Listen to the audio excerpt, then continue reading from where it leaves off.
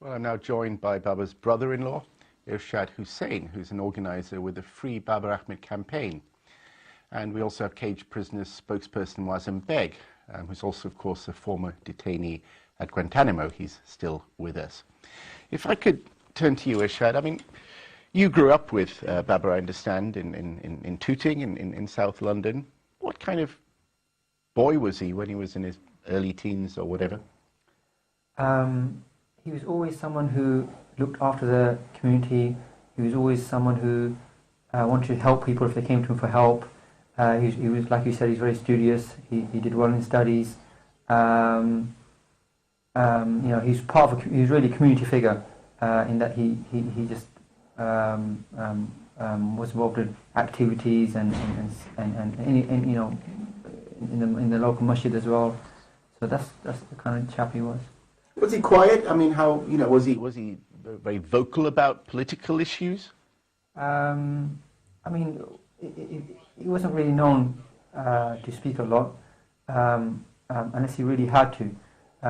So I think in his university days he would get involved with the Islamic Society, but he wasn't really the chap who'd go around telling lots of jokes and really making his voice loud and heard, unless he was unless there was something that really needed him to say something. So tell me about the campaign. Obviously, the Babar Ahmad campaign, it's raised. I mean, how many signatures on this e-petition have now been raised? As of lunchtime today, it was about 36,000. 36,000. Now, your target is 100,000.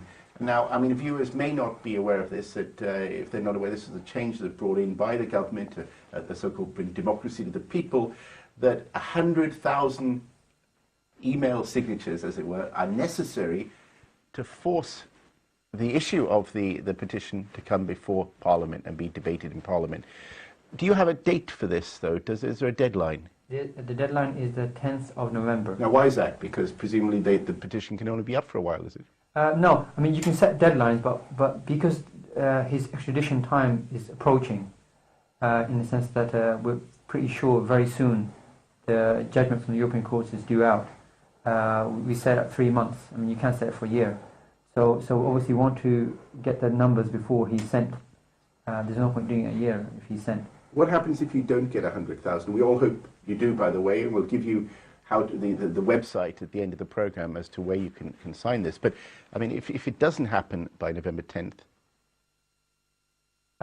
it won't. It then becomes, you know, it doesn't carry on, is what I'm trying to say. Yeah, absolutely. Well, that makes it even more urgent, I think, for viewers at home to actually get on their computers as soon as this program is over. Now, what would this mean if you get the 100,000? What does this mean? Well, I mean, the petition blurb is very clear in that what we want to do, we're trying to get parliamentary debate in Babar being tried in the UK, since all the evidence that was collected against him was all collected in the UK, and he is meant to have done whatever he did while he was in the UK. And it was this evidence that that initially the Crown prosecutors, they looked at, and they said there's nothing to try him for. It was then sent to America, and from this very same evidence, the Americans then made their extradition request.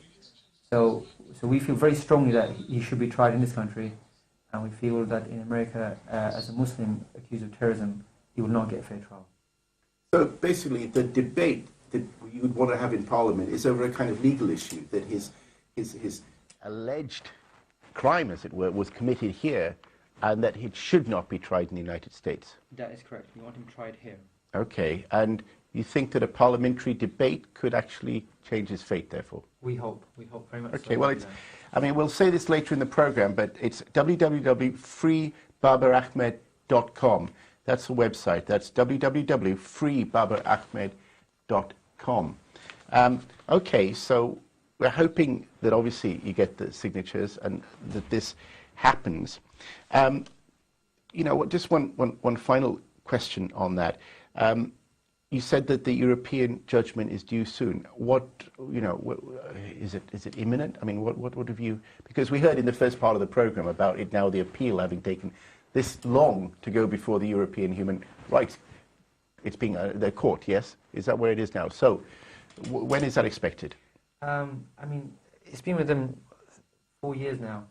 But looking at what the lawyers have told the family, us, it seems that we're in the last few sticking points, and they're going to make the judgment, and it seems as if we think that they're going to send him. Okay. How is Babar bearing up? I met him last weekend, and he's very positive. He's trying to focus. He's trying to get involved with the campaign any way that he can, with ideas, suggestions. He keeps up to date with newspapers and TV, so he knows what's going on in that regard. So he's trying to be as proactive as he can be. It must be terrible to spend that time in jail, though, and not have, as we heard, I think, from the sister, not knowing your destiny. You don't even know what jail term he's got, because he hasn't got one, really. Absolutely. I mean, this is now his 8th year, so he's been living through this for a long time now. I mean, obviously the initial shock of being in prison, but then now we're just waiting and waiting and waiting. So in a sense, he's got used to the waiting, but it doesn't help not knowing when the end date is. Absolutely. Now, we'll also talk about perhaps this, the broader implications of what Babar has been through for Muslims, and you talked about the lack of possible justice in the United States. And in fact, one of the most sensitive allegations made by Babar during his arrest is that officers mocked his faith after he was released without charge. Now, this was the first time, of course, he was picked up. He said he'd been taken downstairs in his house to a room used for prayers. The police made him kneel, and one officer said, "Where is your God now?" At the time, that remark had huge implications for relations between the Metropolitan Police and Muslim communities. Babar Ahmad's case became a touchstone of relations between the Muslim community and law enforcement. Well, the Muslim Council of Britain took up this case. Here's Dr. Faisal Handra. Big road, life is one big road with a lot of, life is one big road with a lot of signs and more signs. My name is Faisal Handra. I'm the Assistant Secretary General of the Muslim Council of Britain, and I'm leading the MCB's response to the Babar Ahmad issue. Fundamentally, we're supporting the Free Babar Ahmad campaign, and currently the campaign to collect 100,000 signatures before the 10th of November to call for a debate in Parliament around the issue of his extradition. The MCB has strongly urged and strongly called upon the government to try Babar Ahmad in the UK. The United States has a very poor track record when it comes to treating suspects who are alleged to have committed terrorist offences. And therefore I think the British government should protect its British citizens and exert its muscle where possible. As a Muslim community, we have to take a long, hard look at ourselves. I think collectively, be it the MCB and other Muslim organisations, of just how much work we've done around this issue.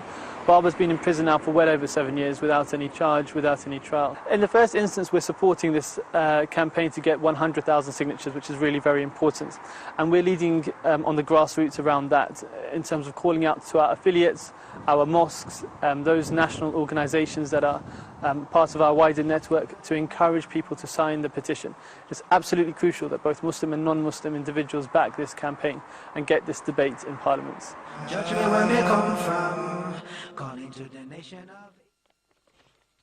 The MCB's campaign there. You were talking earlier in the show, Mazin Beg, about sort of humiliation, the abuse of one's faith.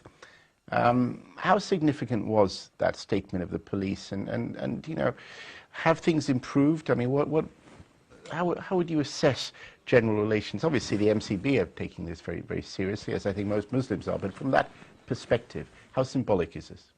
Anybody who reads about the history of the Islamic faith, you'll find that there are instances of prophets, of companions of the Prophet Muhammad, and following generations who were always tested in their faith, and sometimes forced to do things that they could not or would not do as far as part of their belief. What Babar was made to do has resonance of that, and it was incendiary and inflammatory all around the Muslim world indeed. I know I've read websites and blogs in the Arab world where they've referred to this case of this is what's happening in liberal Britain, where everybody has rights, where people flee to for asylum, and yet this is what's happening in Britain post 9/11. I think there's this other point also.